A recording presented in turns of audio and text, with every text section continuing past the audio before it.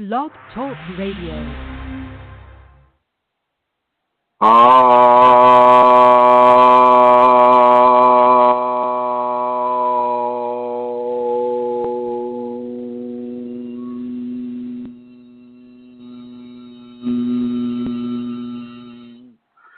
Hello, everyone, and welcome to this conversation about your Kundalini awakening experiences. My name is Chrism. I'm the host for your show tonight. Tonight here, and actually in most places, right now, actually, it's 3 o'clock in the afternoon on the West Coast, California, Northern California, Santa Rosa. But I know that for most of the rest of the listeners, except for those in Australia, Hawaii, it's in the evening. So I'd like to wish you a very good evening today. And I just want to start right in with this conversation because Kundalini can be so exquisitely beautiful, so amazing in its beauty and its love and its interaction with you within those expressions. Everything literally becomes beautiful. As I've said in other programs, even the garbage on the side of the road can appear to a person like an exquisite work of art. Before I go much further, though, I better check with the chat room here to make sure this is being heard. So, Vicky, if you could let me know if this is coming through loud and clear, at least from where you're living, I'd appreciate it. And then, of course, we have other folks there, and feel free to chime in if like Alana Seeker, if this is coming through for you. So I just want to make sure that everything's working properly because I'm on a different computer now. And Vicky says, yes, it's excellent. Well, I'll just continue. Thank you, Vicky. Kundalini has this amazing quality of shining through our concepts of our judgments about how things are and how things look and how we've been programmed to see how things are and how things look. And it has the ability to just cut right through to the immense level of beauty that creation radiates. I mean, all creation. I mean, to the mundane mind, to the sleeping mind, you can see a pile of garbage there on the side of the road. Maybe some maggots are in it, or it's maybe it's been there a few days and it's kind of mushy, and maybe it's rained on it, whatever. And we've been programmed to think, oh my God, that is so not right. That is so disgusting. Oh my God, somebody clean that up. But when you look through the eyes of grace, it's a beautiful, beautiful matrix of creation, of the different manipulations of creation, the different mergings and mixings of creation, and it just really, really just floors you with the level of beauty and love that are intermixed with each other when you view these types of things, or when you hear certain types of sounds. It'll cover all the five senses. And it's just an amazing, it's so much of this love and so much of this beauty is beyond the words to say, to really explain. But for those that are not quite into the Kundalini, deep into the activation, all you have to do is look at a person that is awakened. All you do is have to look at them, at the way they move, the of their voice, the way they come at you. You see them visually. Grace. I mean, we are such a perfect package for grace when we really surrender into it and we're really inside of the equation, the Kundalini awakening equation. You can see it in people. You can just see this level of shine, to take a Hollywood term there. You can see this level of radiance and shine that a person has, and they're mesmerizing. That you really still and you really get caught up into the waves of energy that are coming off of them. But so with the natural environment too. There is no such thing as a weed within the Kundalini continuum. There's no such thing as something that is ugly, because everything is a creation of divinity. Everything is.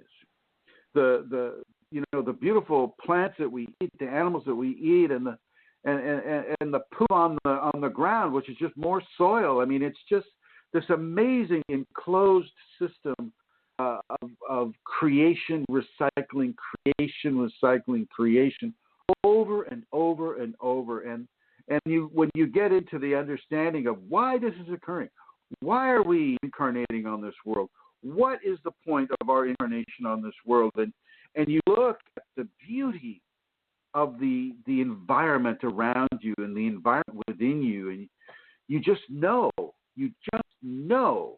that it is for the divine human to begin to take place, to begin to fill the footprints of Christ, so to speak, for the Christians out there, to fill the footprints of Buddha for the Buddhists, and fill the footprints for Allah for the Islam, and fill the footprints of Father Sky, Mother Earth, for those of you that worship in those ways.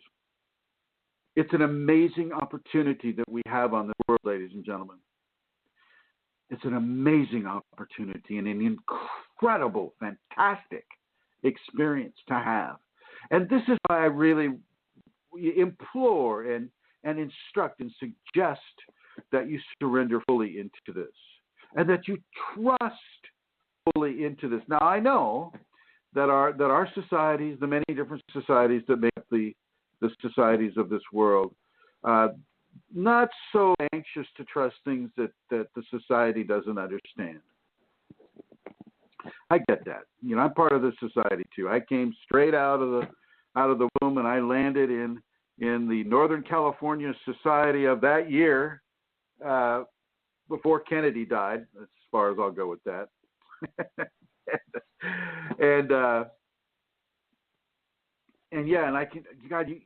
I can remember so many details of the early life that one shouldn't be able to remember, but we have to remember that this is my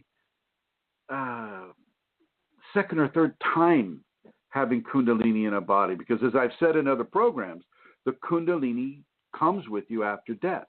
It is not stymied by the death of the physical package. It is a soul transformation. And once that soul is transformed, well, then Kundalini travels with you into every single incarnation after its initial awakening. And so I came into this with so many different skills and experiences and appreciations of life, but also because I agreed to go behind the veil of forgetfulness that we all do. We all incarnate behind the veil so that we're not, we don't have the opportunity to dig into our past lives or go to the Akashic records and demand to know about yourself or other people, which doesn't really happen, ladies and gentlemen. And to come into this life and to experience this life from a Kundalini, pre-life Kundalini awakened standpoint. And others out there may be having this too. And it can be really strong because, it doubles down. It doubles down on the fracture of the realities, the different levels of reality in our awareness. And I was just lucky to be given the mother that I had, because she basically raised us 4 kids, and she was a waitress, a telephone operator at the same time, both jobs, and she was doing everything she could do. God bless her, to raise 2 boys and 2 girls on her own without any kind of financial assistance, and so I really give that to her. She is that sacred mother. Certainly for me, but also for other people as well. She's a very, very kind and loving woman, and I feel blessed to have been given life through the union with her and my father. And so really, all kudos to her. And so as you have the Kundalini and you're walking through this life, well, sometimes the mundane mind, the ego mind, is going to want to come forward and go, oh my God, this is just not right, because we're not working 9 to 5. We're not in the traffic jam. We're not in our work clothes. We're not being productive members of society. And the Kundalini mind is just going to have to, okay, all right, here we go, inner child. So, and I want to really suggest that you begin to correct that inner child and give your total trust to the Kundalini. And forget about your comfort zones. We all have these expectations in life, and most of the expectations in life are fulfilling some sort of a comfort zone. And I want you to forget about your comfort zones. The only comfort zone you really need to be concerned with is the comfort of being within the arms of Shakti, being within the arms of the divine, your inner divine. It's true, you with you all the time. Heaven, your treasures are laid up in heaven, as some holy book said. But it's not, heaven is not like in the clouds or under the ground or under the ocean. It's inside your heart. Heaven is waiting for you to discover it within yourself. And when the Kundalini activates and is awakened, you begin to understand what it is to live a heavenly existence. It's so important for everyone to understand this. Everyone within the Kundalini awakening understandings needs to understand your heaven is with you all the time. And Kundalini basically opens the door for your heaven to be directly experienced by you. And not just by you. Because it's not all about us. I mean, it may be all about us if we're, like, say, from Ireland or somewhere.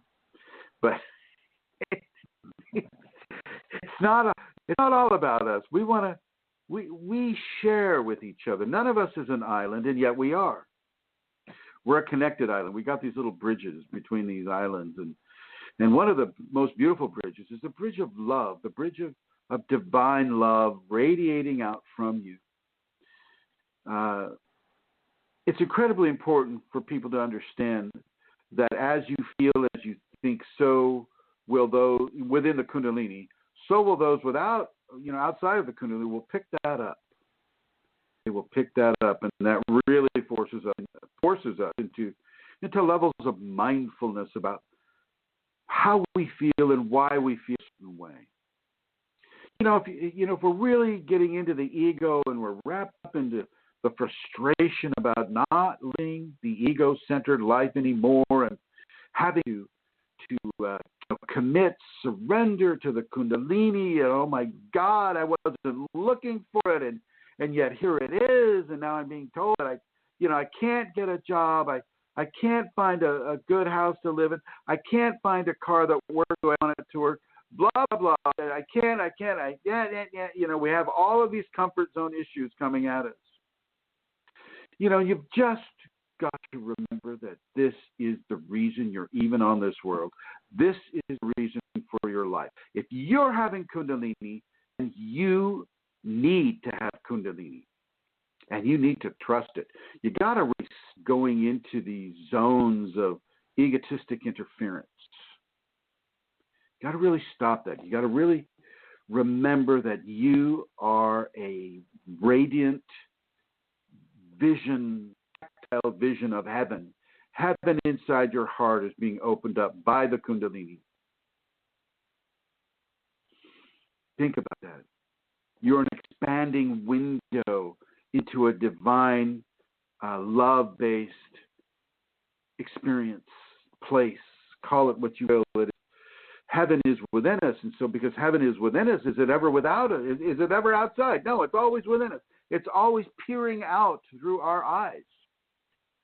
And the Kundalini is that open door. This is why some of the people that have the Kundalini, if you're in a semi-dark room, their eyes will have a golden kind of a sheen to them, or kind of a golden glow. Now, some people may see that, some people may not see that, and it's not a requirement.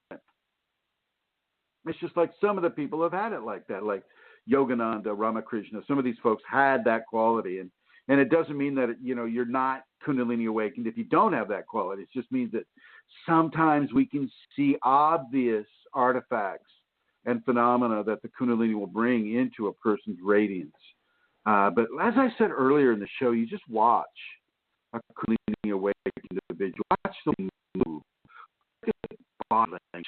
Feel the timbre of their voice, the quality of the voice, and really begin to open yourself into experiencing what their radiance is bringing to you. It's an amazingly beautiful, wonderful, outstanding experience.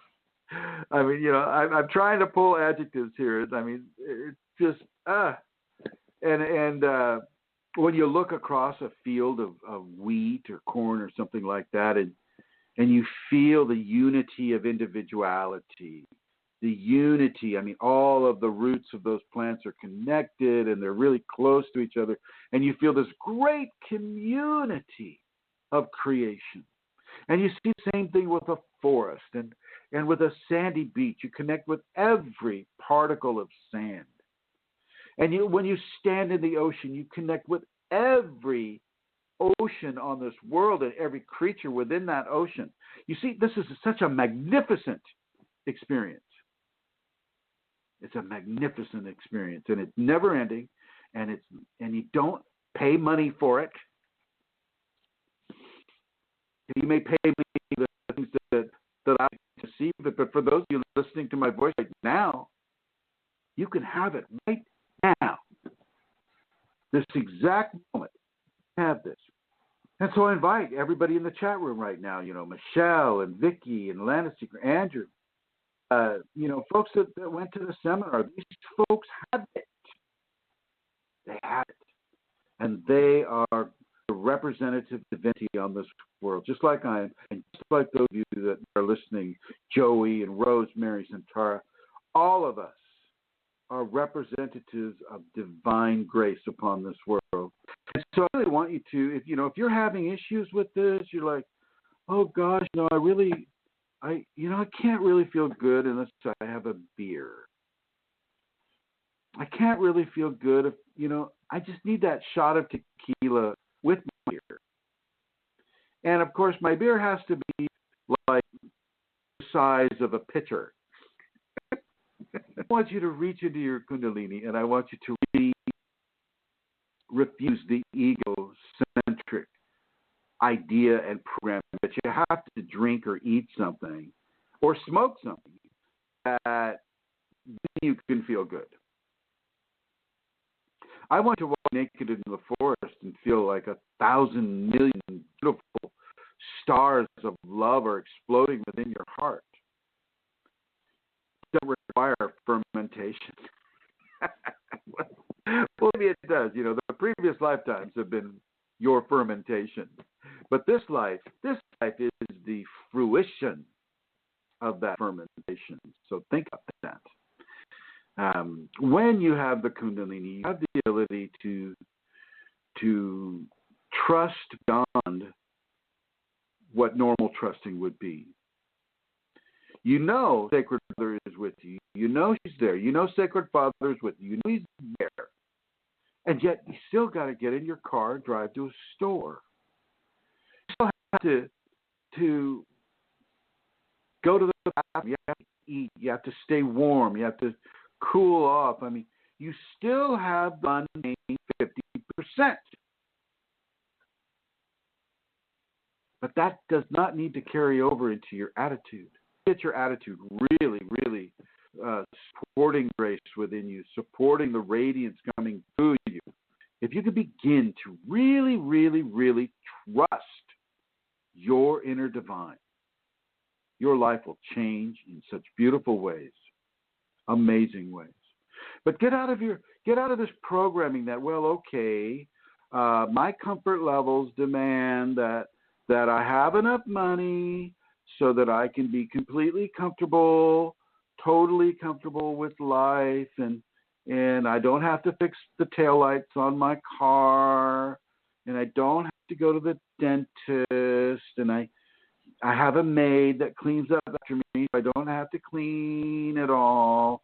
I have a gardener, so I don't have to do any weeding. I have my roofer who comes over and fixes my house. I have my handyman who comes over, and I don't have to lift a finger to do anything I want. And I have enough money to do everything I want. No, she won't set it up that way. She won't set it up along the lines of what your expectations are.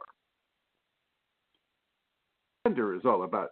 You surrender the control of your life. And yet, you're coming back to me and you say, oh, well, Mr. Know-it-all Kundalini dude, what about having to eat? What about if I can't get a job? What about all of these things, these mundane things that you have to do? Haul the water, chop the wood, buddy boy. What about all that? Well, you're right. You're right. You still got to do those things. But you do those things in tandem with grace, not as a confrontation of grace. Well, Shakti, how do you expect me to pay the rent on this house when I can't get a job out there? You have to work in tandem with her.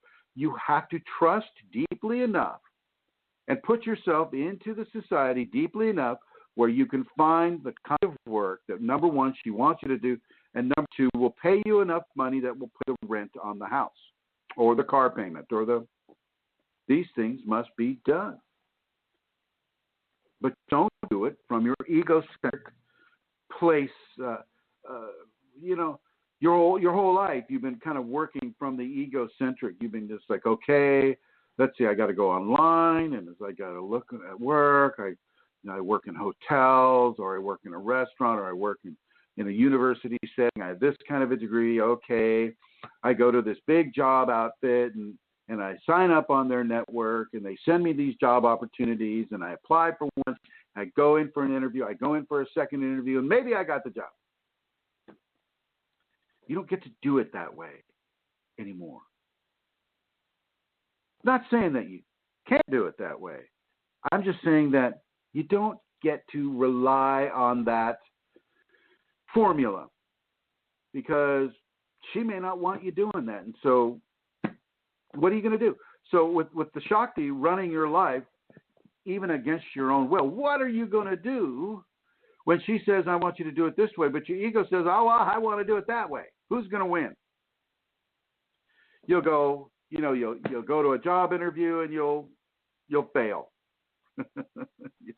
You'll go to another job interview where you have to demonstrate something, and it's like, well, maybe for some reason they're not calling me. You have got to deeply, deeply, deeply trust your grace. Deeply trust your grace to the point where she feeds you. I had that opportunity. I had a terrible experience while I was a manager living in Yosemite Valley. I had this terrible, terrible experience, and then the Kunalini came. She comes in, and I don't know who or what she is, and she begins to reorganize my life, and I had to just surrender completely. I had really no choice. Some of you get a choice. It seems you get like some sort of a seeming type of choice. She'll come to you in a vision. She'll hand you a big bag of money, and she'll say, "Okay, spend this wisely." Well, okay. Well, whose idea of wisely is that? Is that your ego's idea of wisely, or whose idea of wisely is that? And how do you discern what is wise and what isn't? From a Kundalini standpoint, you see. And of course, now we know to go to the waves, but at the beginning, you don't know so much about that. All you know is just like, well, okay, let me think, spend it wisely. What is that? And so you struggle and you make mistakes and you make progress, these types of things. But it's a slower idea. It's a slower understanding, and it addicts you to certain levels of comfort that maybe are not so necessary. Now, let's just say you live in a cold environment. You live up there in the near Santa Claus in the North Pole. Okay, and so it gets really, really, really, really cold in the North Pole. And how do you heat your house? What do you do? How do you spend whatever she's given you to have wisely in that way? And all you can really do is your best. Your best. And I think it's great because it teaches this level of self-discipline that we would otherwise have to learn. And self-discipline in these areas also begins to migrate over into how we think our thought, the self-discipline of how we think and how we choose to feel, even though the environment around us is still one way. Well, we dominate that with the Kundalini, and we follow what the Kundalini feeling within us it gives us to feel. And the more we do this, the more that level of divine expression begins to dominate our lives, begins to dominate our reactions to our environment, to the point where, we become much more like, say, St. Teresa of Avila or St. Hildegard von Bingen, or any of these Kundalini awakened people who had no other option really than to go and move directly into the grace of God expressing through them. Same as you. Same as Rosemary and Joey and Tyler and Josephine, hello. And same with everybody listening on the phone, same with everybody in the chat room. No different. You are the same quality of divine grace coming through you.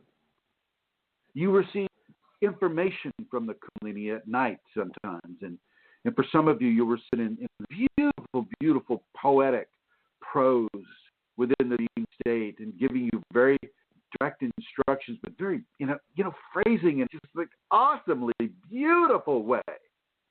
I mean, some of you, like Josephine, if you could publish the poem and instructions within the poetry that you have been given by Kundalini, you wouldn't have to work another day in your life. Unless you want to. It's an amazingly beautiful, beautiful experience. But the problem is egocentric wants and needs to begin to corrupt a system that doesn't have wants or needs. See? And because, as I mentioned earlier, we're 50% into the divine while still having a living, functioning body on this world, in this physical environment, well, we do have some wants and needs. And the Kundalini recognizes this. She gives you exactly what you need, but she also gives you what you need within a karmic displacement.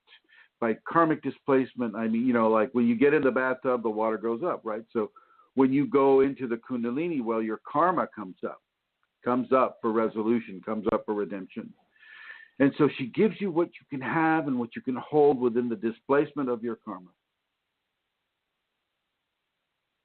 It's very important to realize that she really knows you better than you know yourself. She knows you better than you know yourself, and she knows what kind of a living environment you need to have in order to progress yourself. And so, she goes ahead, she gives you the house, she gives you, like, say, the wherewithal to have the house, to have the heat, to have the basics of life, the food, all of these things, clothing, shoes, all that. Maybe a hot bath at night, whatever. She gives you all of that. And she gives you the ability to, to interact with her within a worshipful, devotional quality. What do you do? What is the appropriate thing to do? Well, you've got to do that work. You've got to mingle with divinity. You've got to work towards divinity. You've got to develop the self-discipline to push yourself beyond the ego that is going to want to stop. It's going to pull the plug on your energy, and you'll just be oh, I don't feel like it today. I just, it's just, I don't feel like it. I don't feel like practicing. I don't feel like doing my meditation, which is like, really, how much how much effort does meditation take? Just sit there with your hand. Anyway, you've got to really, really, really get yourself in a position where the ego does not dominate the merging with the intentional conscious merging with your Kundalini and your higher functioning mental self. You've got to really do it day in, day out. If she has given you the ability to a house head, a roof over your head, clothes on your body, food in your tummy, you've got to take that and use it towards a greater level of merging between you and your Kundalini. And if she's given you a teacher, a flesh teacher, well, then you must follow what that flesh teacher is telling you to do, no matter what, no matter how it goes against your programming and social programming and social expectations of what is and what isn't. You've got to follow it. You've got to do it, ladies and gentlemen. Seriously. Do not let your ego corrupt what Shakti has given you in order to bring more of herself into yourself. If she's given you all these things, she's given you the she's given you the pencil, she's given you the notebook, she's given you the desk. You've got to do it. Do not subject yourself to that the amazing level of how do I say it? I can't get words around what I'm trying to say. Do the work. If she's given you the ability to do the work, then do the work and do not allow the ego to get in the way of the work. And this is inner work. This is not, it's one thing to be at a seminar and we're all together and we're talking, we're interacting with each other, everybody's radiance is merging with each other. That's one thing. To be alone in your house, the only thing that is radiant in the house, except for maybe the animal that she's given you to be with, like for me, Lasha, for other people, a dog or a cat or a camel, I don't know. To have to pull yourself up and put yourself in a position where you do the practice every day, and if you have the time, if you have any time, then you give it to the Shakti, you give it to the Kundalini. Not saying you can't go play soccer or volleyball or baseball, whatever you like to do. Not saying you can't do that. What I am saying is that most of the time you spend in life right now is dedicated to the Kundalini. Dedicated to the Kunalini, dedicated to following the instructions. If you're given a flesh teacher, you got to follow that person's instructions. If you haven't been given a flesh teacher, then you just follow what Shakti wants you to do in the best way that you can discern what she wants you to do. If you're given these things, you can't waste them. You cannot waste the time. It's necessary for you to inject yourself in society. So you drive, you go shopping, hi buddy, you're radiating, you're the beautiful, amazing demigod or goddess on this planet. You go to the gas station, maybe you've got a yoga class or a meditation class, maybe you've got some sort of a physical therapy that you've got to go to, just, for whatever reason. And you interact with society. You interact with a level of joy and radiance, of conscious knowledge, knowing what you are, and how your grace has the ability to affect positive change in other people's lives that do not have the awakened Kundalini yet. They will. It's just not there yet. You're part of their equation. they are standing next in line to a Kundalini awakened individual that is radiating God's grace right through their body. So you are part of their equation, no matter. But why not be the best example of that equation that you could possibly be? And so part of being that best example of the divine equation is radiating tremendous amounts of gratitude. Gratitude for being able to stand. Gratitude for having God's grace flowing through you all the time.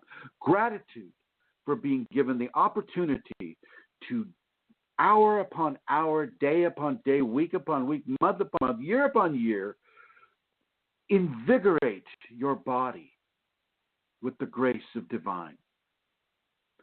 Far more so than, what it would say, like a mundane environment would say. It's just like, well, everybody's divine. Everybody has God's grace.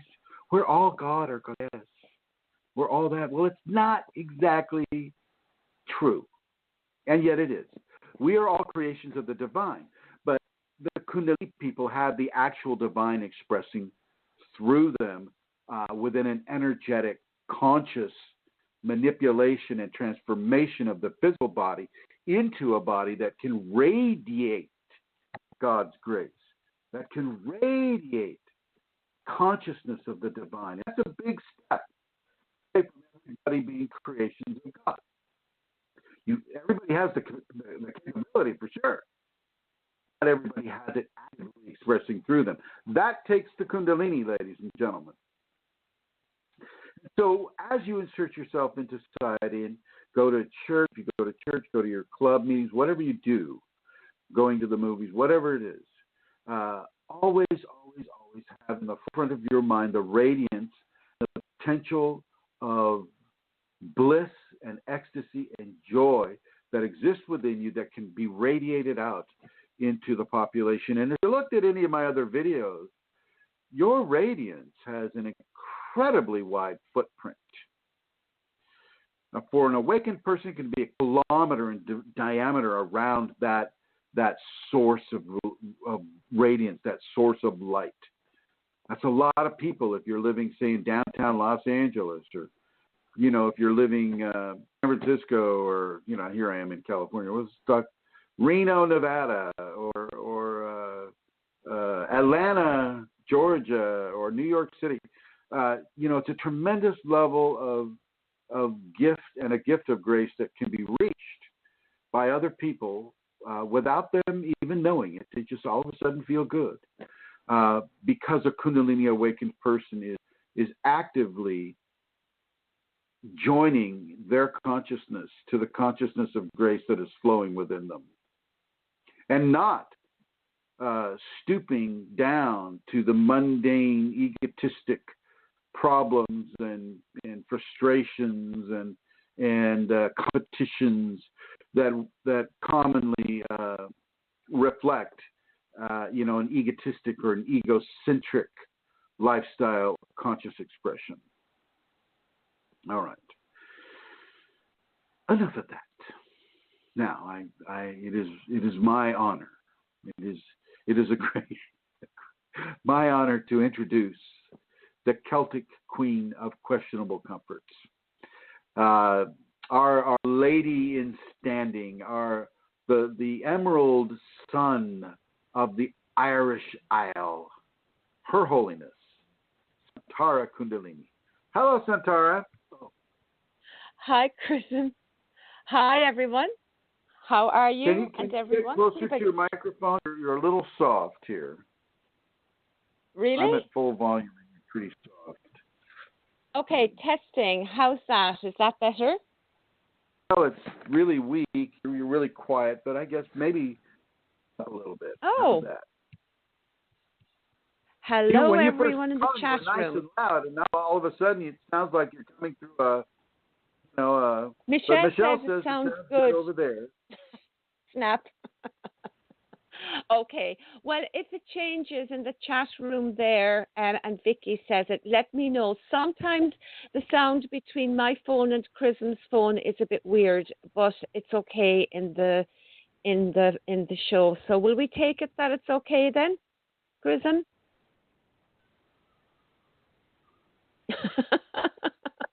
Don't do this, Chrism.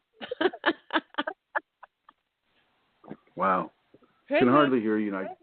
I've got my headphones on. Well, everybody else can hear me, I think. Jeez Louise. Okay. What did you say, Amelia? I said everybody can hear me in the chat room. Yeah, but I can't hear you here.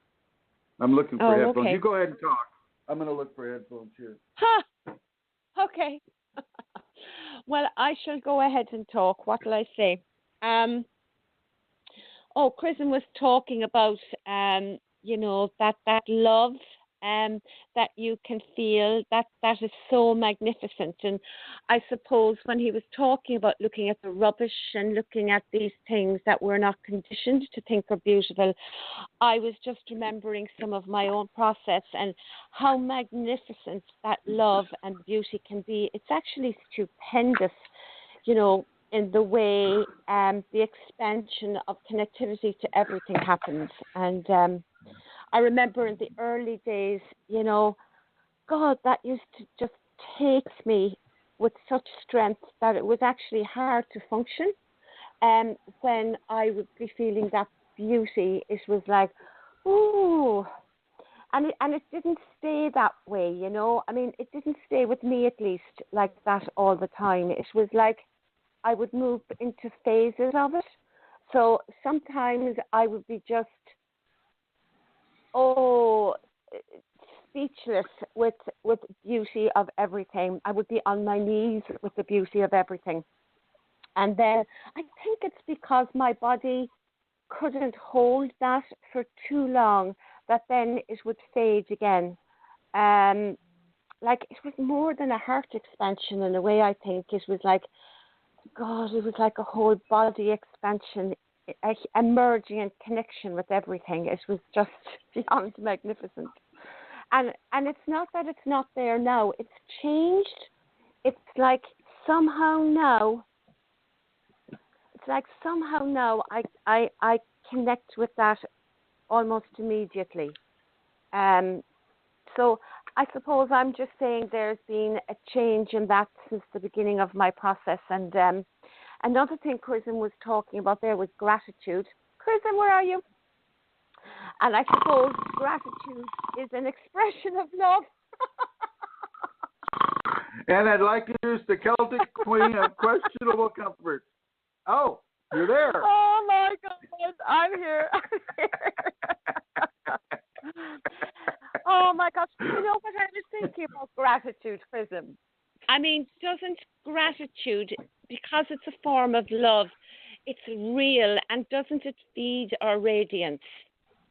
I think it does. Yeah, it really does. It really does. I mean, that's why I say, one of the things that you really do is you're standing there in line and you're having this effect on yourself and on other people is you go into these mega expressions of gratitude, and it can literally bliss right into ecstasy and bliss, and that also radiates into those people. I mean, so you're really giving them a good strong load of divine assistance in their lives, especially for those that are within the refinement process. They haven't awakened and they're not going to awaken in this lifetime, but they're being given that assistance so that eventually they do in another life, or even if they're just to have in this life.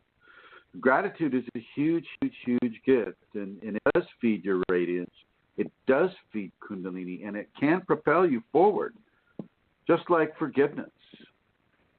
Forgiveness is the same way. And the selfless service that a person gives into the environment is a huge step in the same direction. And so these are why, these are listed in the safeties and everything. But yeah, to answer your question, gratitude is the way you want to go, Amelia. Yeah. When I say now, Amelia, I mean Santara Kundalini also equals Amelia to me, just FYI. Okay, just for new listeners. there's a lot of people in the studio, Chrism, as you can probably see, I think. And just to let you know, you have a question there that has come up since I said hello. For whenever you're ready, you can go over there. Can you see it? Yeah, I see it, but I want you to continue to sound your experience. Okay, blank. We'll it's what happens after the pressure of acting. It's all right. Okay, thanks. It's all right. I'm going to put you in the blue here. Okay. And let's see here. Hello, caller. How are you? Well, I don't know that. That's the caller. Tyra. You need to say her name. Hi, Tyra. You're on air now. You can speak. Tyra. Okay. Hi again. I'm sorry. I muted my phone. Apologies, and there's so many things open. Okay. Got confused. Okay. Hello, everyone. I hope everyone is doing well. Hi, Chrism. How are you? I'm doing well, thank you. What's your question, Tara? So the question is, for past few days, or once I meditate, for some days I will really wake up around I can barely sleep for, I would say, maybe 3.5 hours. I wake up around maybe 1:32. I can't fall asleep till 5:30, and I'm so energetic. I'm really wide open. And I was listening to what you were saying about practicing. I honestly only practice or meditate maybe 2 times a week.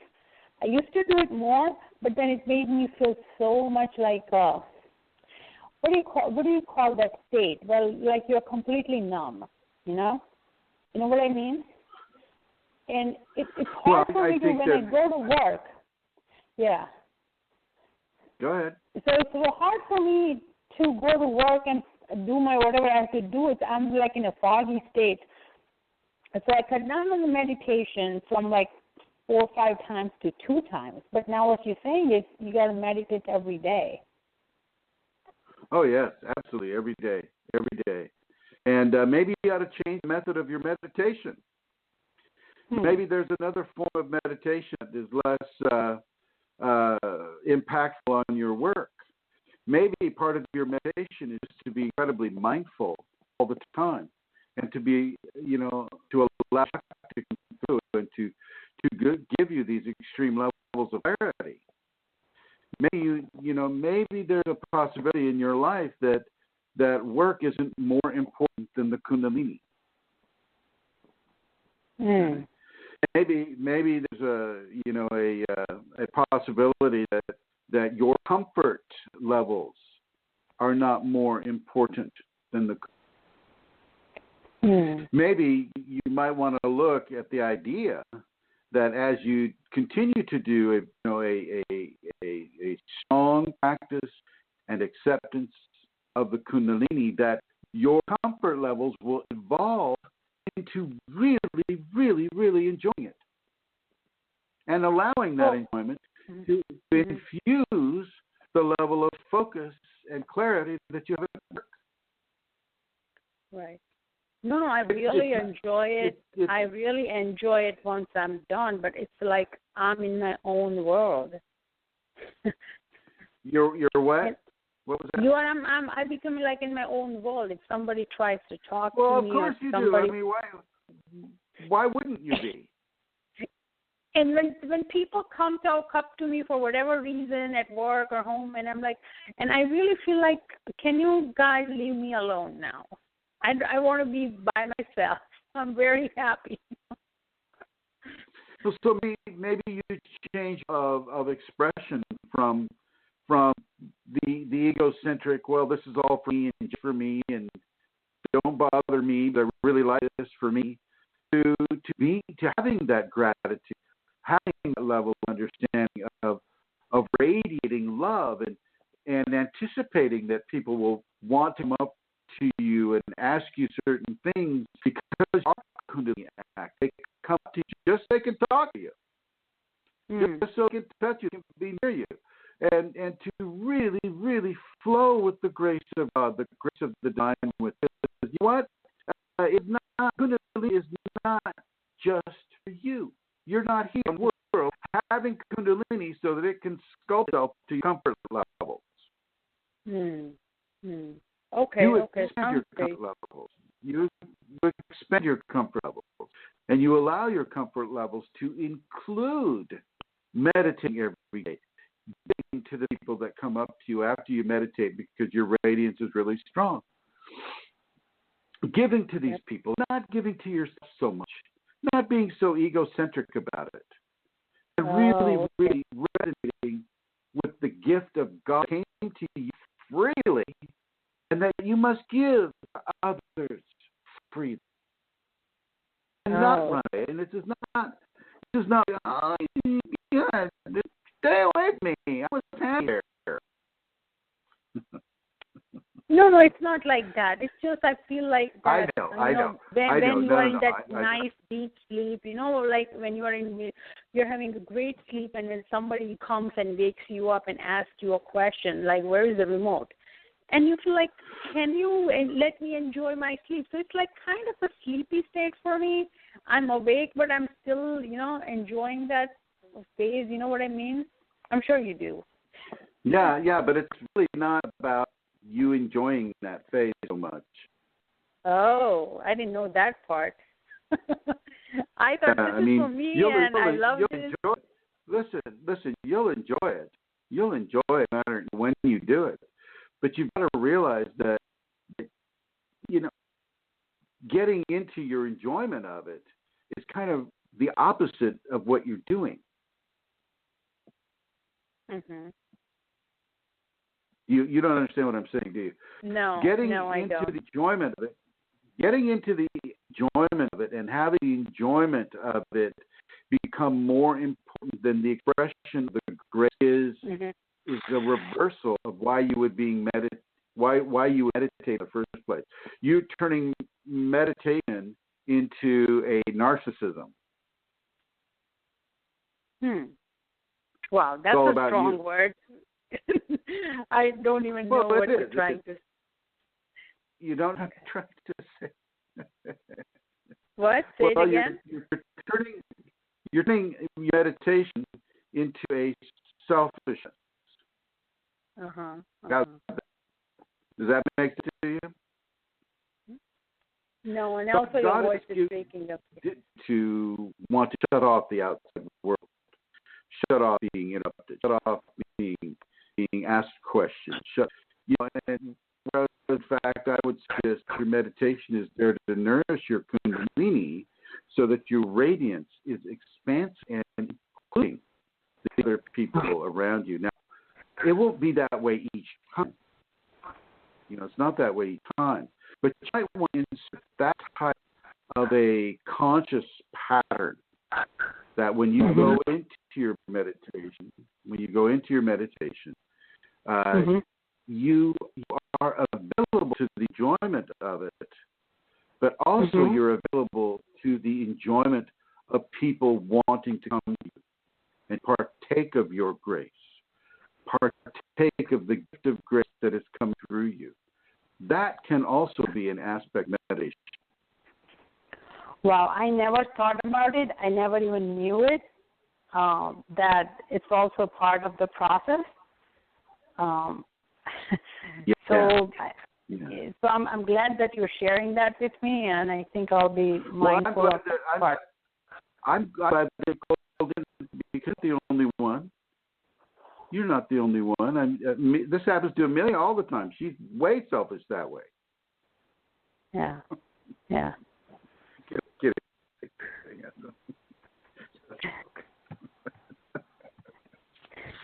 So yeah, he's not so Tyra. He means it. But Chrism, can I? Yes, ma'am. Yes, of course. Yeah. So, do it.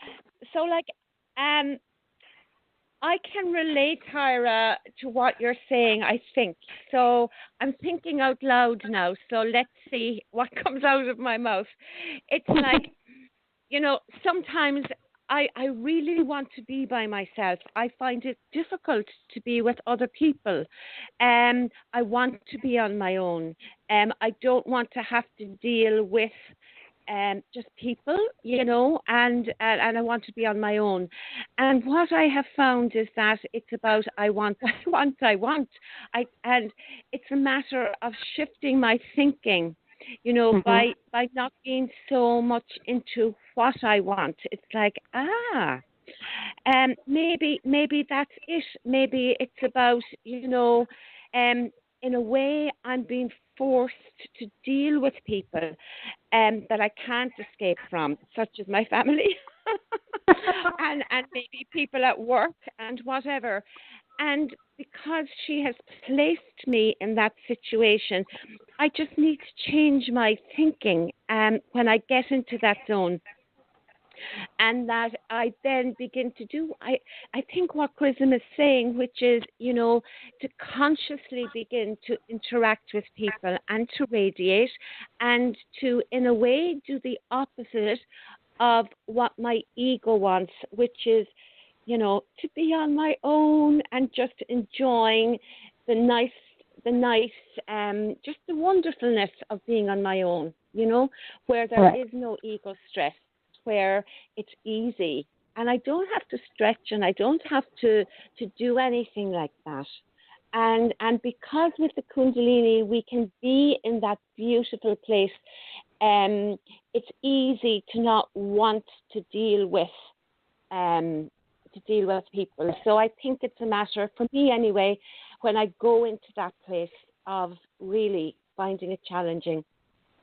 So you're absolutely right on what you said, but I think there are only two problems with that.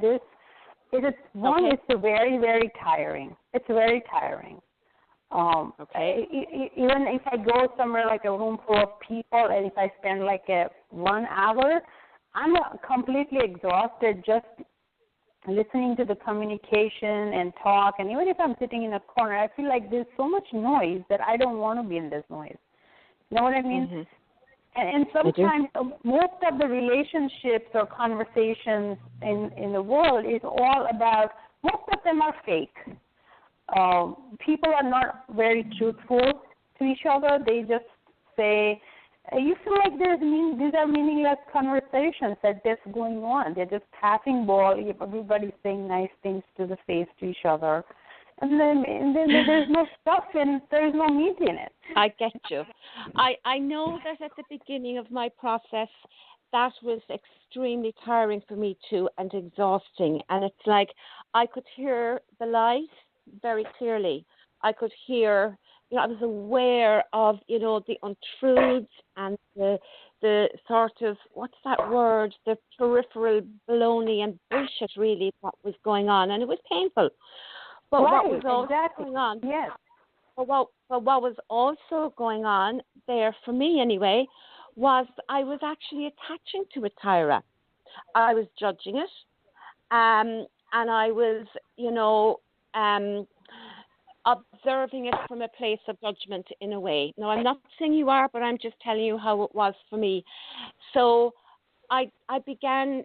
And it didn't happen overnight, but again, I just began to observe myself. I still could come home exhausted, but the more I began to detach from how everybody else was so, and I'm using inverted commas, wrong or superficial, unawakened, and all of that, the more I was able to move into instant forgiveness of stuff I became conscious of. I was able to, just radiate and be there and become less judgmental of that aspect. Because, when that becomes obvious to us, it's an awful shock. It's like, oh my God, you really do want to run from it. And I think we have to. I think we have to leave. But we can learn to stay there longer and with love and not judge. So I think it's part of the process that we must go through. I know I had to go through it. And another thing, Kundalini, during that, Tyra, she would pull me out of society and make me go all on my own for a whole weekend, one time even a week, away from everybody. Maybe for you it could be in your room or whatever. We have to do that too. But we have to some of the responses to that are egocentric, if we're being honest. It definitely was with me anyway. So I just offer that maybe there might be some resonance, maybe the next time it happens to maybe reframe it a little and see how that goes, maybe.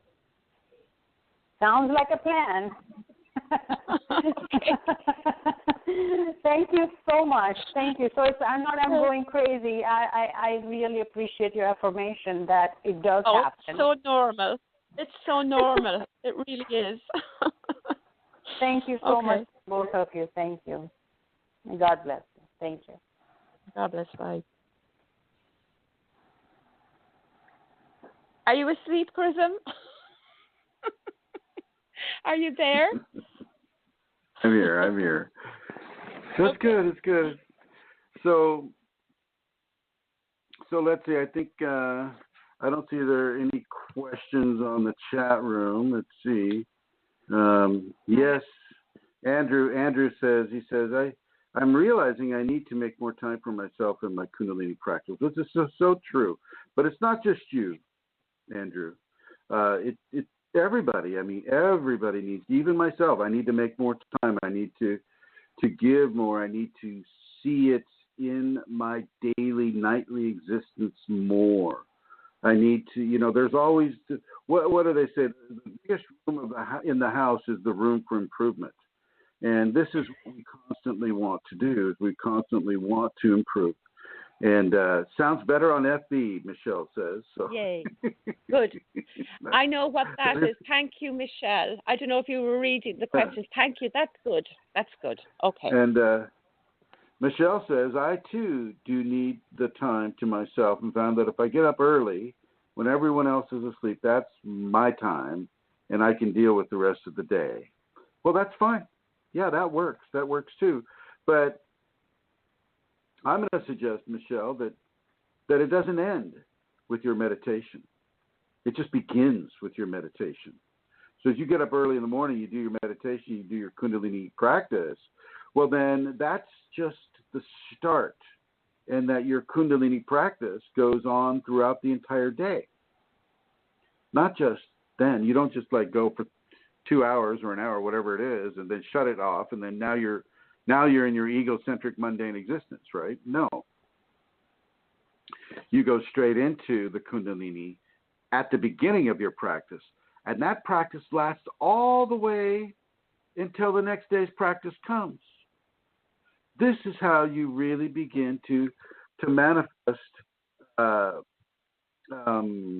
energy in your practice. That's not the word that I want to use. It's a form of momentum. Momentum is the word that I want to use. This is how you form momentum within your Kundalini. I really want to accentuate the idea that it is not the mundane ideology of, okay, did my practice. Oh, damn, I'm glad that's over. Now I can just go around and be my normal ego self. No. Now you use that practice as a springboard into greater levels of Kundalini awareness, Kundalini consideration, Kundalini consciousness, Kundalini observation, Kundalini mindfulness. These are where we're trying to go with this. We're not just trying to do a practice so that we can get over it. Okay? We're not trying to get through our practice because it's so boring and oh my God, I have to meditate and I have to, oh God, just, no. I'm not saying for you, Ed. What I am saying, though, is that it's a momentum that the practice should give, and so it leads into those 5 areas that I just mentioned. And it's that momentum that really carries us through the day. And as we carry ourselves through the day, we nourish our Kundalini, we expand them. And I'm talking every day. Every day. And in every way that you can possibly be mindful to the fact that your Kundalini, You have Kundalini activation or awakening working its way through you all the time. The Kundalini's not taking a break. It's not saying, "Oh God, finally I got through Andrew's practice. Oh, geez. Now I can just go on with running the entire world." Not that. That's certainly not with Andrew. And I know Michelle writes, she says, "I meant as in family and other people, and it's hard to just feel yourself." Well, I mean in family and other people too, but not just those two qualities. I mean family, other people, environment, world, society. I mean all of it. Okay? And it's not hard to feel yourself. If you're feeling your Kundalini, it's not hard to feel yourself. Your Kundalini is your expanded self. And if it is hard for you to feel yourself, then you're trying to access that feeling through your ego. And maybe there's another option for an individual. Maybe you don't just come at it from your egocentrism and the expectations that egocentrism places upon us. Maybe you come at it from levels of expanded awareness from the Kundalini. Now, I noticed that, all of this was hitting Centaura pretty hard, and she basically had to just leave the show. I mean, she just had to leave the show, and I'm gonna bring her back on here, and are you okay there, Centaura? Are you all right? I can imagine what was said when I went. No, I'm so you fine. Just up and left. You said, "Forget this, man. I've had enough of this, man. I'm out of here." No, but what has happened is I've lost internet in the house for some reason. So my PC is useless to me. So what I'm going to do, and I had saved all the questions on an email on that. So I'm going to see, can I open something on my phone, Chrism? So you're in charge there of blue and red. So put me back in blue and come back to me in a few minutes, okay? A few minutes? Well, tap that. Over here to Her Holiness. Holiness, the radiance of Minnesota, the dynamo within the Twin Cities, the tour de force of the Twin Cities, Her Holiness, the Mother Superior of Kundalini, Rosemary Goliath. How are you, Rosemary? I'm great, and I was listening as you were talking about getting over finishing your practice, and I have this noontime, 20 minutes, I think it is, and I can feel when it's time, and I look forward to that, and it puts me back on track. And it's just this, sometimes I'm off and down on my knees bent, my forehead to the ground. Sometimes I'm on my back. Sometimes I'm in the meditation pose. But it is so important to me because it's so easy to get caught up in the stuff to do and finishing things and always that kind of stuff. And I am so grateful. And how do you break out of that? What's your system, Rosemary? Well, partly I'm not managed by another schedule, I get to say, and I the morning practice, the evening practice, but the midday one is closest to my heart almost. Like I'm saying that, I hear myself say that, because it is in the midst of everything. It comes to me. I mean, it's given to me. She calls me, or I don't know maybe the right words, but it's there. It's a desire. I don't want to say attachment because that's not this. No, but maybe it's compelling. Maybe you're compelled that way. Yeah. And I would invite everybody. I invite everybody to open to that kind of compel. Let your morning practice compel you inward and outward at the same time. That you're embracing the outer environment and the people and the noise and the mishmash of emotions and the untruths and all these things that make up normal, mundane life, and open yourself to that mundane life, brillianced by the Kundalini within, so that the shine of your radiance cuts through all of the untruths, cuts through anything that does not nourish the Kundalini in yourself and other people. Go ahead, Rosemary. Yes. I'm sorry that you were breaking up there. What's the last part you said? Oh, really? God, am I breaking up? That's kind of weird. I'm using a different computer now. Huh. Well, I would say it's been happening on my connection throughout, but I figured it wasn't everybody because nobody said anything. Oh, I see. Well, I'm just saying that as you do your and I'm going to talk to here. Maybe I'm just too loud for this microphone here. Let me know if I break up. Okay, do it first before I ask you. Did you hear that? Yeah.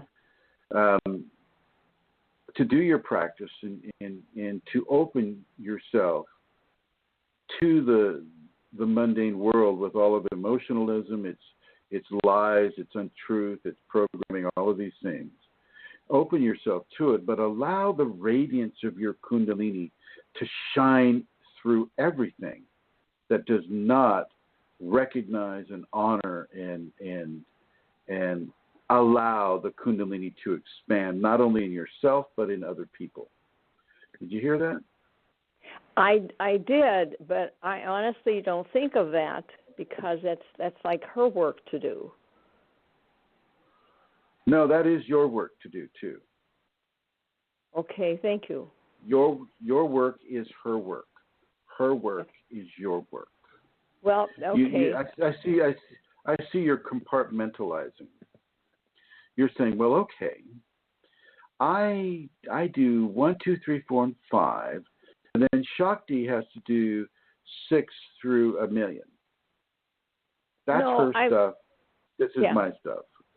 No, I'm not thinking that, except that if the radiance shows, then the radiance shows. And the radiance is coming through you. Yeah, I mean, I got that. And are you allowing that radiance to shine through your inner environment, or are you blocking it with your ego? I don't know that totally, but I don't think so. I'm not pushing it, but I'm not pushing it with an ego. I'm not paying attention to it with an ego of, oh, look at that. I sometimes have that awareness after the fact. I might run into somebody or something will happen when I'm just shopping or mundane things. But when I walk away, I am deeply touched myself, and then I know like something's happened, but I'm not setting out for it to happen like that. Well, I'm not suggesting that you program, exact specifications of a certain type of outcome. That's, once again, that's trying to control. That's not surrendering, right? What I'm suggesting you do is you go into your life after your practice. You go into your life with a momentum that is caused by the nourishing of the Kundalini and its awareness within you, and that you allow yourself to become that clear channel of grace without having the expectations of comfort to control it. People will only do things that, if they're comfortable. Well, that didn't make me comfortable, so I don't want to do that. Okay. Sometimes, as I was suggesting to Tyra, that you have to bring your comfort levels into an evolution in order so that your comfort levels match that which the Kundalini is providing for you. So you don't. In other words, if you just stay to where your comfort levels are, you're just going to go up that far. So if your comfort level's up to table D, it's not comfortable. Yeah, you're breaking I'm up suggesting again. you bring your comfort. Okay, thank you. I'm suggesting that you bring your comfort levels up to 10 and push yourself to be tolerant of what is happening around you and allow the Kundalini to magnify or amplify that tolerance. You understand? Yes.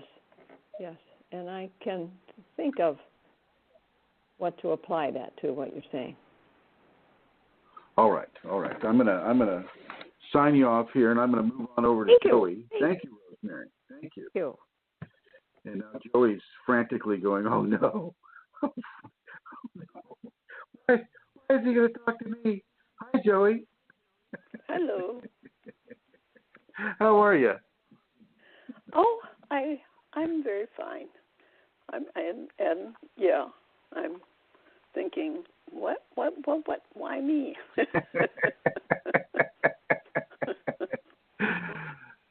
Well, how do you, because I know I have you doing a set of practices, right?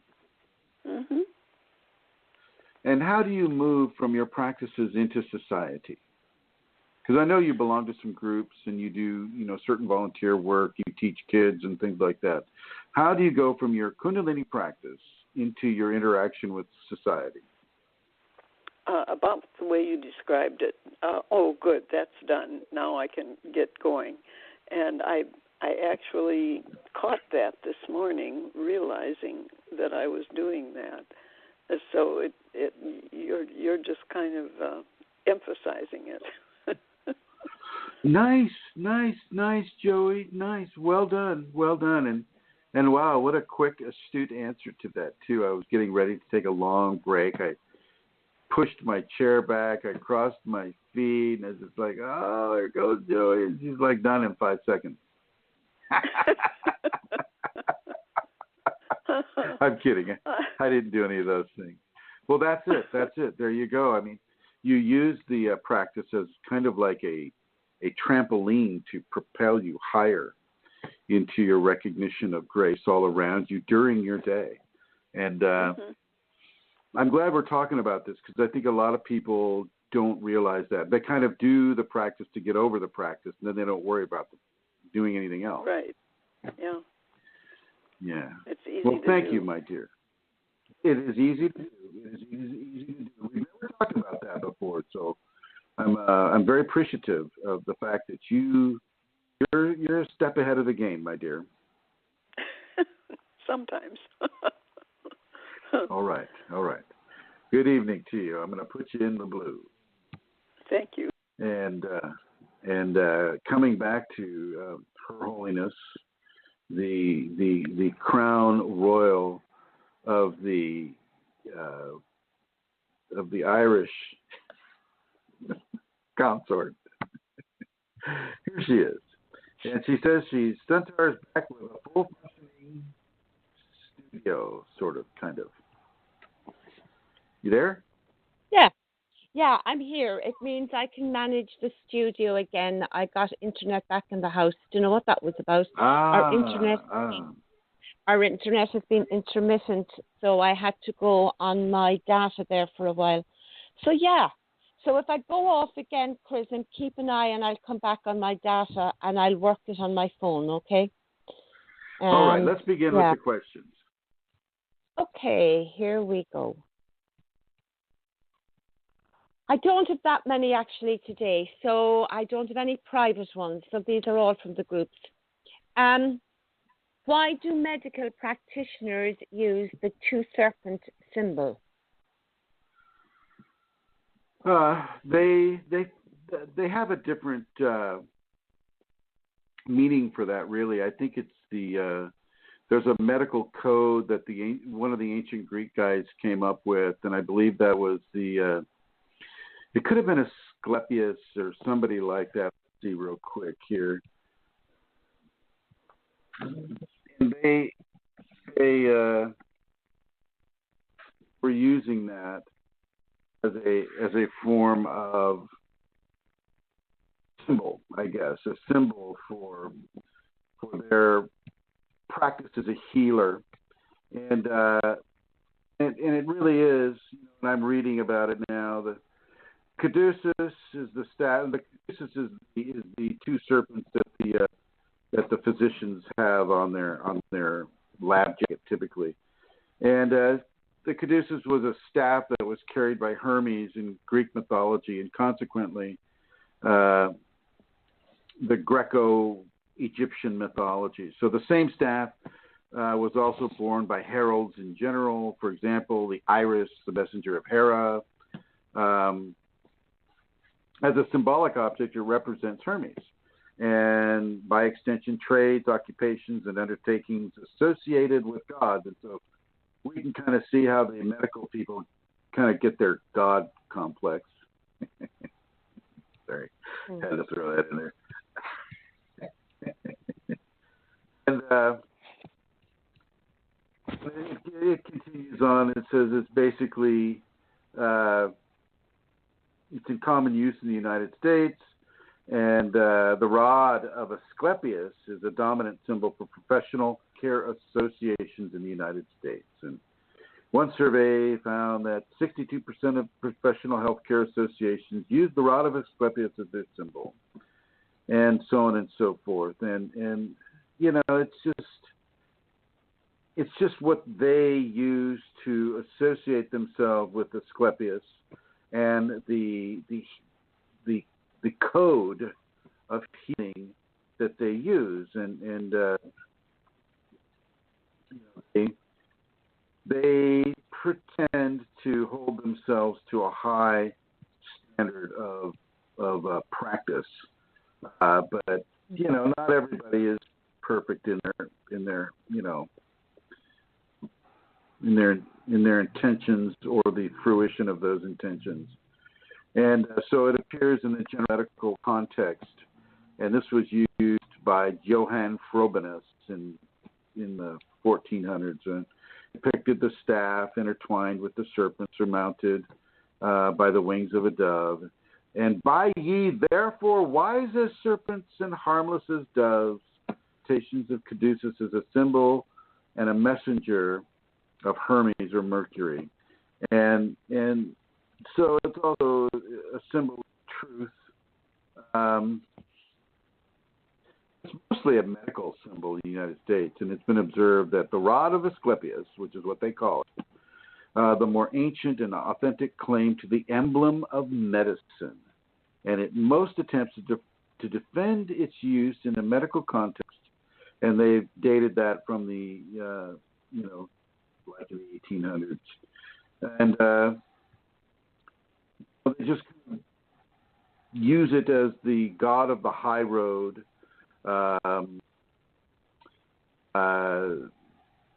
the wisdom of the serpent there, and with the medicine, it's up to the individual physician to choose between the two symbols, the rod of Asclepius or the caduceus itself. But in North America, they have a bit of a back and forth with it. If it's got wings on it, it's not really the symbol of medicine, is what some say. And some find it hard to believe, but it's true. It's something like using the logo for the National Rifle Association when referring to the Audubon Society. That's kind of funny. But yeah, they basically use it as part of their understanding of the wisdom of the serpent and the expression of God coming through that wisdom. Over. Thank you. What is the work and nature of the Essenes? How do you pronounce that? The Essenes? Yes, the Essenes. And is there any relation between esoteric and Essenes? Well, geez. Yeah, Amelia, I'm surprised, one, that you couldn't pronounce it. I guess it's not part of the catechism of Catholicism.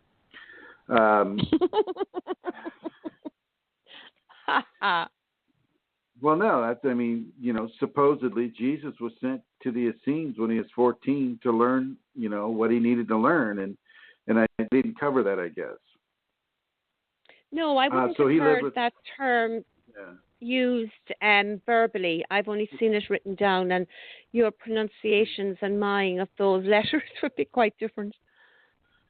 Well, it's in the Bible, and I presume you've read that. But the Bible doesn't talk, Chrism. It doesn't speak. It's visual. Yeah, depends, I guess, on how you receive it. Ascends is how I would pronounce it from Ireland. Ascends, right. So the Essene is a dead tribe of desert dwellers in the Holy Land, around Israel, Palestine. And they were an esoteric tribe. Meaning, esoteric means like people that are very spiritually based. It's an adjective. I mean, is there a connection between esoteric and Essenes? I mean, geez Louise. I mean, is there a connection between greatness and an apple? I mean, this is obviously written by a person that does not have a command of the English language, and it's read by a person that is challenged in that area too. Esotericism is the study and possibly practice of mystical, maybe even supernatural and religious studies. So, were they an esoteric tribe? Apparently. I wasn't there firsthand, so I don't know whether they were that in practicality or in the way that we here in the West would codify esotericism.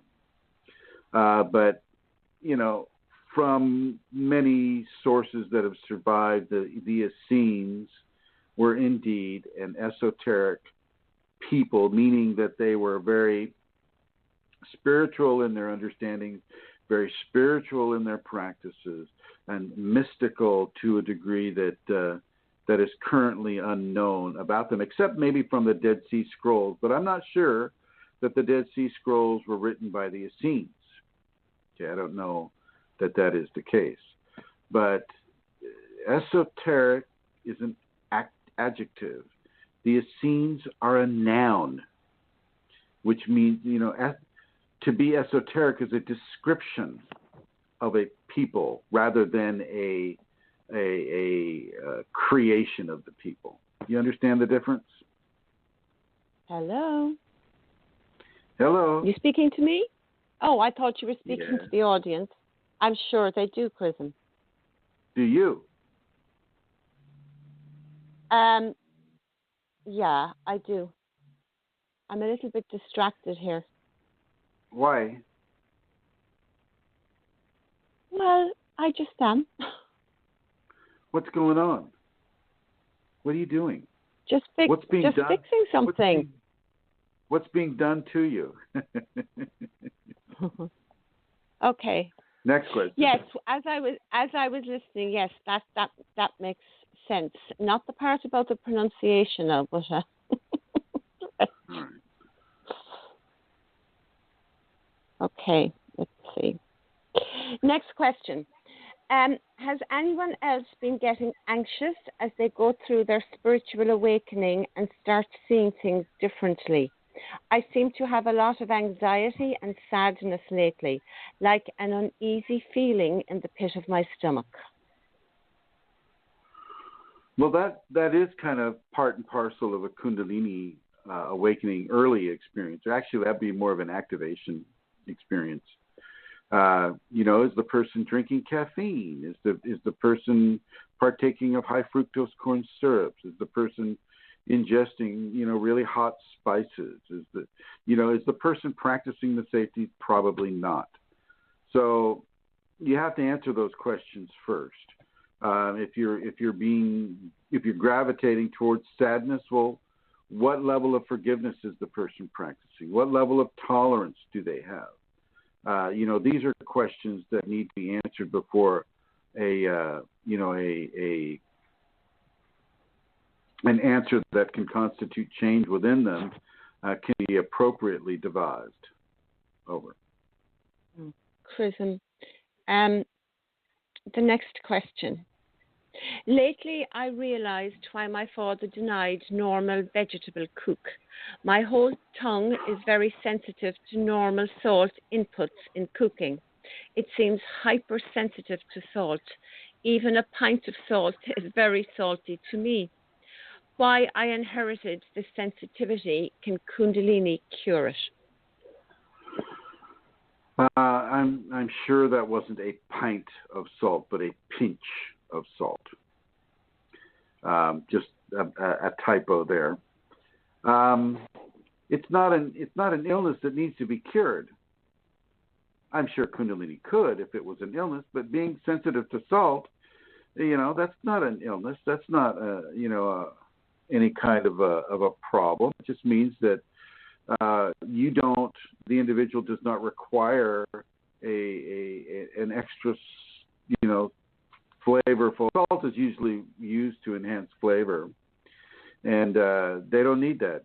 Their Kundalini expressing through them is going more towards the bland, and unless they're putting other spices into it, I don't see it as an illness, and it doesn't need to be cured. Over. The next question. Hello. How many hours we need to sleep according to age? I'm 31 years old. Hours isn't. Hours of sleep is not regulated by a person's age.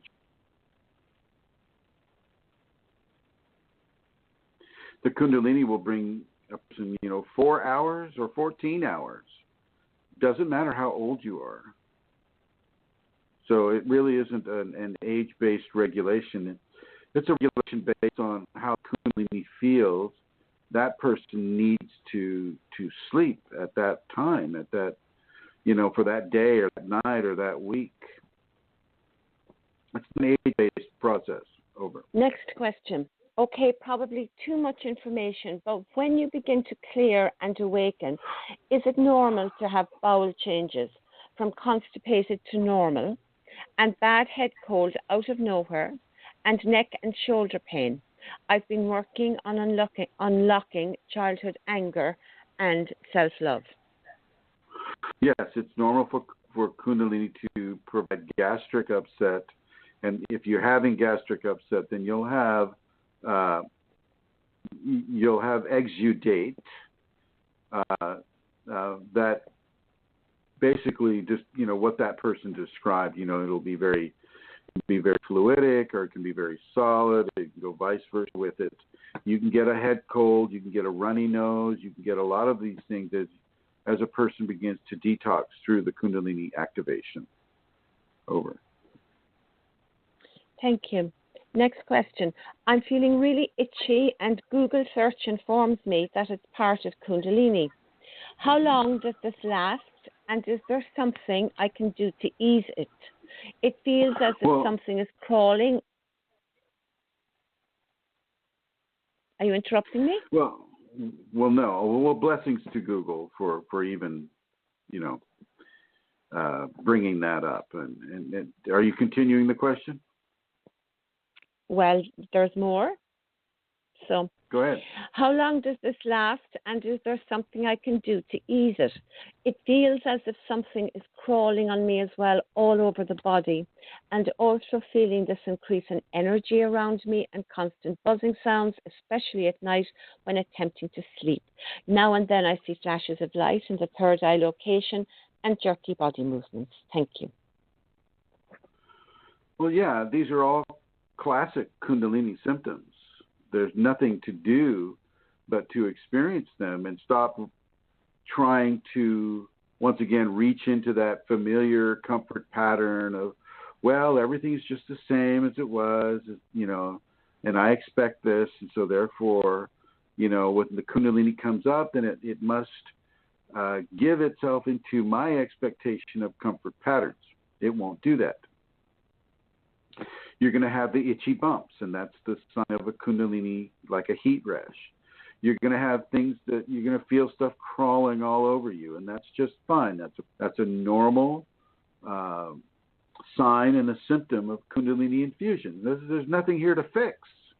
Okay, actually there is. The one thing this person needs to fix is their expectations of normal comfort, normal egocentric comfort, the comfort that they've had their whole life up to this point. Now Kundalini comes along and starts to rock the boat, and the person feels that something's wrong and it needs to be fixed. Nothing is wrong, and nothing needs to be fixed. Over. Thanks, Chrism. Okay, so the next question is, where's it gone? Okay, so the next question. Hello, Soul Family. The day before yesterday, I had this extreme episode of incessant laughter for 6 hours. Before that, the energy was working on my heart chakra. I had sensations of bubbling and budding in my heart. My throat is still paining because of the laughter. Anybody also had or have been going through these kinds of episodes? It seems it happened because energy was working on heart chakra. Question. Blessings to you all. Well, yeah, the heart chakra is the source really of joy and happiness and exuberant expressions of joy and happiness, which is what laughter is. And as the energy works on the heart, well, the Kundalini will unlock any blockages towards the person, having to either strain, or if there's a blockage to it, the Kundalini can unlock those areas, and it will just, you'll go into these huge laughing fits. I mean, these things can last for hours. And your throat can hurt, and your abdominal muscles can hurt, and it's a really, really profound level of sustained laughter-based joy that is coming through the person. And it indicates really an opening of one of the channels in the heart that allows joy to be experienced. Chrism, that's it. End of questions. Yep, definitely. End of questions for today. Oh, thank you. You're welcome. Santora, and it doesn't look like there are any questions on the chat room. And so I am going to go ahead and terminate this program 20 minutes earlier. So I want to say thank you to everyone who has called in. And I'd like to thank you, Santara, for being my amazing co-host and giving that great explanation, Tyra. And I'd like to thank everybody who has joined us on the chat room, and Vicky and Michelle for giving us sound checks, and Andrew. Thank you, everyone, for joining us this evening, and may your Kunalini bless your beautiful existence. But before I go, I'd like to give you, Santara, an opportunity for last words. Okay, well, let me just take this opportunity then to offer you listeners the website you can go to if you want to make a donation to the work that Chrism does and assist with that. There are two websites that I like to give. The first one is the safeties website. It's www.kundalinisafeties.com.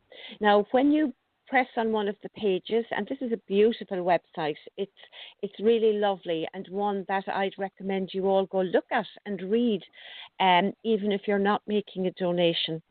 It's really beautiful. But if you go into one of the pages, down at the very end, in small print, it will say making a donation. It's written in those words, and you just highlight that with your cursor, and it then brings you into the place where you can make a donation with PayPal or credit card. And that's the www.kundalinisafeties.com website. And then the other one is www.chrism-kundalini.blogspot.com. kunalini.com, and there's a very obvious donate button on that you will see on the upper right hand corner as soon as you go onto that website. And so if you're in a position to donate, I would like to encourage you all to do that, because it really assists. It's very welcomed and it's very necessary. We actually, as people, need to support those that are, supporting us and giving us such support as Chrism does in the many ways that he does. So again, if you're in a position to donate, please do so. It will be gratefully received. And I suppose the last word, I do have something to say, I think. It's about the practice and about it not duty. And yeah, I really loved what Joey said about her catching on to the fact that she was maybe, it was over and it was like, phew, that's done. And I think we've all been there and done that. And it's, if when we do our practice and it's not a chore to be completed, wow, when it's something that we really get into and we look forward to and we give it to the Kundalini, wow, that's just amazing. And I suppose, over the years there's been, different levels of that for me, even the practice itself changes from maybe doing a morning practice and an evening practice to, doing a load of practices, and some because Kundalini spontaneously gives me to do that, and others because of the instruction of my teacher, I remember, Chrism, you said at the beginning of it that, if you've been given a teacher and the instruction, then, for these things, then we need to do that and follow the instruction. And sometimes the instructions from a teacher can be like, wow. I mean, I have been through where, the practice is really difficult. It's like boom, boom, boom, so many times a day, and definitely challenging. And some of those can be a chore. And some of those, as you move into that, then it can totally take over your life. And so for me, over the years in relation to practice, I suppose, there's been, my ego has presented itself. I've allowed the practice to totally become the most important thing in my life, because I think, once Kundalini is with us, well, then that's really the most important thing in our life. So, that's a big, long final word, but I suppose it's about the practice not being a chore and about, moving into that and allowing it to be a joyful thing to do. The end. Right, and I would just to add to that, I would say, your practice program the rest of your day. I can't hear you. Practice. You can't hear me? Okay, that sounds better now. Can you repeat, please, Chrism? Yeah, let your Kundalini be with you consciously for the entire day. Yeah. Did you hear that? I kind of did. You're breaking up, but I hear you anyway. Yeah. Okay. Right, everybody. Yeah. I will thank you for tuning in, and we'll catch you this same Kundalini channel, this same Kunalini station next week. Thank you, everyone.